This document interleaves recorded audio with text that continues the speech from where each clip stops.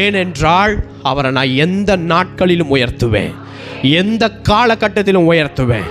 அவரையும் என்னையும் ஒருத்தனாலையும் ஒருத்தியாலையும் சமுதாயத்தினாலும் சூழ்நிலையினாலும் என்னையும் அவரையும் பிரிக்க முடியாதுன்னு எத்தனை பேர் சொல்ல விரும்புகிறீங்களோ கரத்தை பலமா இயேசுவுக்காக.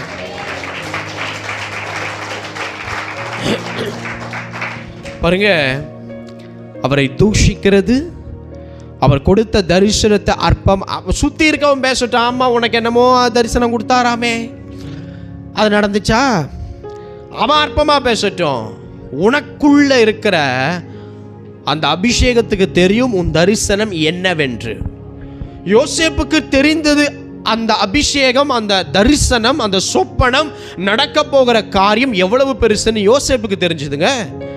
ஆனால் அவங்க அப்பாவுக்கு கிட்ட போய் சொல்லும் பொழுது அவங்க அப்பாவால் அந்த தரிசனத்தில் அதனுடைய வேல்யூ அவருக்கு புரிந்தாலும் அந்த தகுதி உனக்கு புறா அப்படின்ற அளவுக்கு தன் தகப்பன் யாக்கோபே நினைக்கிறபடி தான் இருக்கும்.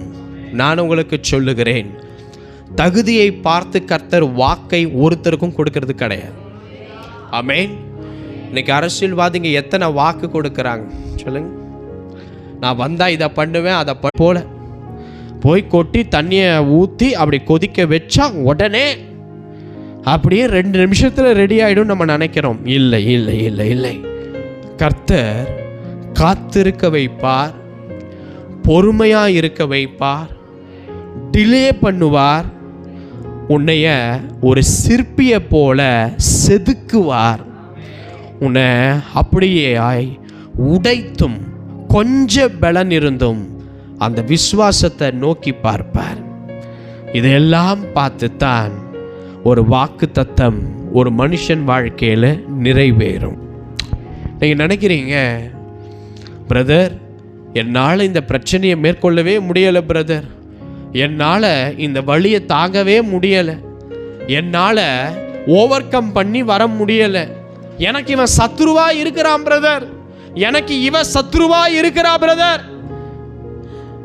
நான் ஒன்று சொல்லட்டுமா, உனக்கு பிரச்சனை முழுமையாய் பிரச்சனை கொடுக்கிறவனை நீ யோசிக்கிறதே கிடையாது. மாம்சத்தோடும் இரத்தத்தோடும் நமக்கு என்ன இல்லை, ஆனால் நம்ம எது கூட போராடி நிற்கிறோம். இவன் இப்படி சொல்லிட்டான், அவன் அப்படி நிற்கிறான், அவன் இப்படி பண்ணுறான். நம்ம கண்கள் எல்லாம் மாம்சத்தோடும் இரத்தத்தோடும்